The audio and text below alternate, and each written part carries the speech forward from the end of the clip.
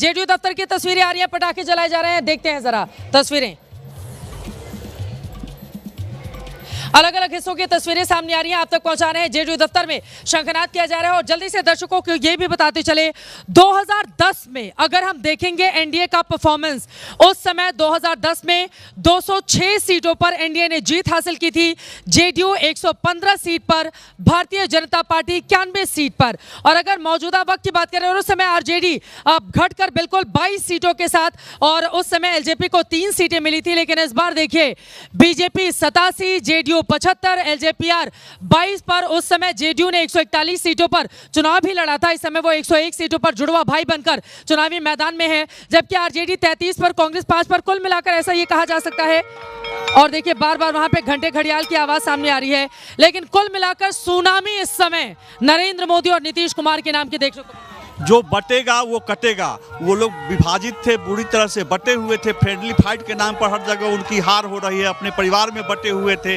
दूसरी ओर बीजेपी राघोपुर में घेराबंदी के लिए सतीश यादव की मदद के लिए राकेश रोशन को बीजेपी में शामिल किया गया, जिन्होंने पिछले चुनाव में एलजेपी के टिकट पर 25,000 वोट लाए थे। बैकुंठपुर में मिथिलेश तिवारी का रास्ता सुदृढ़ करने के लिए, रास्ता साफ करने के लिए मनजीत सिंह को बरौली से लड़ाया गया। तो बीजेपी की पूरी कोशिश थी कि हम बटे नहीं, हम कटे नहीं, और यहाँ पर लालू प्रसाद की अनुपस्थिति की हार दिख रही है, संजय यादव की मनमानी की हार दिख रही है, परिवार में विभाजन की बात। ये बड़ी बात आपने कही है कि संजय यादव को जिस तरह से तवज्जो दी गई है तेजस्वी यादव की ओर से, वो भी रिफ्लेक्ट हो रहा है, क्योंकि आरोप लगते हैं कि कार्यकर्ताओं से परिवार के बड़े चेहरों को दूर कर दिया। बात इतनी ही नहीं है, वहां तो एक ताबीज लाने वाले आदमी एमएलसी बन गए, जिन्होंने किसी को एमपी बनवाया था तो गिफ्ट में उनको एमएलसी बनवा दिया गया। वो ताबीज वाले नेता जो है बड़े बड़े पुराने मुस्लिम नेताओं पर भारी पड़ते हैं, और डायरेक्ट तेजस्वी यादव से कोई भी आरजेडी का नेता मिल नहीं सकता है, संजय यादव के माध्यम से ही मिल सकता है। बिल्कुल। आप जरा सोचिए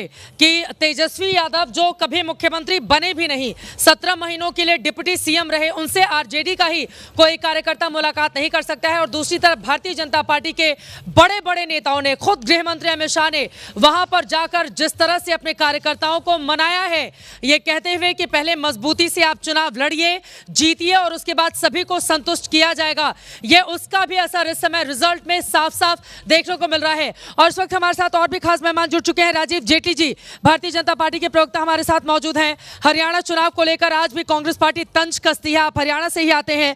राजेश भट्ट जी, एलजेपीआर के नेता, हमारे साथ मौजूद हैं। प्रोफेसर रतनलाल जी, आप कांग्रेस पार्टी के नेता, हमारे साथ हैं। राजीव जेटली जी, अब आपके पास आते हुए, ये तो जैसा हमने हरियाणा में देखा था, छप्पर फाड़ कर वहां की जनता ने आपको जिताया था, इस बार तो सुनामी देखने को मिल रही है नमो के नाम की बिहार में। राजीव जेटली साहब। बिल्कुल चित्रा जी, आप देखिए कि बिहार के माता ने अपने बच्चे के लिए वोट किया, बिहार के पिता ने भी अपने बच्चे के लिए वोट किया, और उस बच्चे ने अपने भविष्य के लिए वोट किया। तो आप देखिए, अगर पूरा परिवार बिहार के लिए वोट करता है तो जो नतीजे हैं वो कहीं ना कहीं आपकी स्क्रीन में उसके नजर आ जाते हैं। यही बात आपने हरियाणा में देखी कि हरियाणा के अंदर भी परिवार को मालूम था कि मुझे कौन सुरक्षित हरियाणा दे सकता है, बेहतर हरियाणा दे सकता है। और एक बात तो प्रूव हो चुकी है कि देश के प्रधानमंत्री नरेंद्र मोदी जी की लीडरशिप और जिस तरीके से हमारे केंद्रीय मंत्री, हमारे गृह मंत्री अमित शाह जी ने वो भूमिका निभाई, वो लीडरशिप वहाँ पर दी, वहाँ की स्ट्रेटेजी बनाई, वो कहीं ना कहीं नतीजों के रूप में आपको नजर आ रही है। नीतीश कुमार जी और देश के प्रधानमंत्री नरेंद्र मोदी जी पर बिहार की जनता ने अपना वोट किया, अपना मैंडेट दिया है, बेहतर भविष्य के लिए दिया है। वो गुंडा राज नहीं चाहते थे, बेहतर बिहार चाहते थे, और बिहार की डेवलपमेंट में आप कोई रोड़ा नहीं चाहते थे। वो रोड़ा भी बीच में नहीं आना चाहिए। उसका रिजल्ट आपको कहीं ना कहीं जो इंडी गठबंधन है उसके फिगर्स में नजर आ रहा होगा।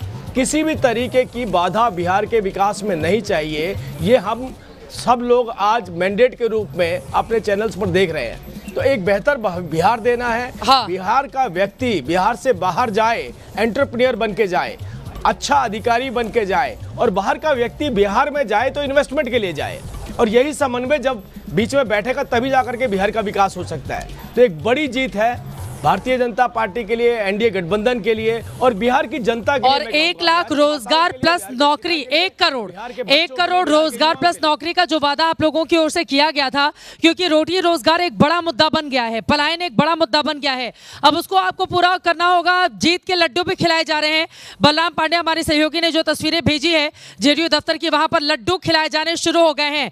यानी कि अब जो लड्डू बनाए गए हैं, बार बार ये पूछा जाता रहा है कि भाई लड्डू तो पूरा तैयार कर लो, ऐसा ना हो कि सुबह होते होते किसी और दफ्तर में भेजना पड़ जाए। फिलहाल जीत के लड्डू एक दूसरे को बांटे जा रहे हैं। जेडीयू दफ्तर की तस्वीरें आपके सामने हैं।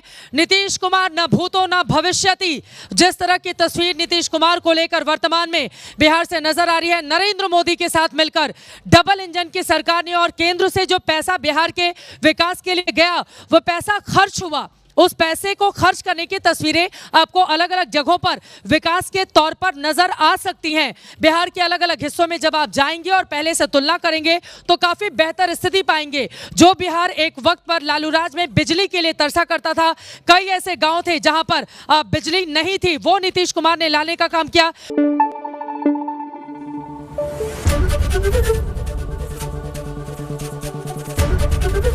एबीपी न्यूज आपको रखे आगे।